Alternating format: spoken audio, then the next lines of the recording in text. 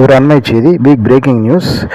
மத்திய அரசு தாக்கல் செய்திருக்கும் நிதிநிலை அறிக்கை, நிதியமைச்சர் நிர்மலா சீதாராமன் தாக்கல் செய்திருக்கும் நிதிநிலை அறிக்கையிலே ஒரு மிக மிக முக்கியமான இன்னொரு அறிவிப்பு வெளியேறாகி இருக்கிறது. கிட்டத்தட்ட 1 கோடி தொழிலாளர்கள் ஜொமேட்டோ, ஸ்விக்கி, டெலிவரி, அமேசான் போன்ற நிறுவனங்களில் டெலிவரி பணி செய்யும் தொழிலாளர்கள் 1 கோடி பேர் ஆயுஷ்மான் பாரத் திட்டத்தின் கீழ் இன்சூரன்ஸ் காப்பீடு அரசு வழங்கும் திட்டம் அறிவிக்கப்பட்டிருக்கிறது.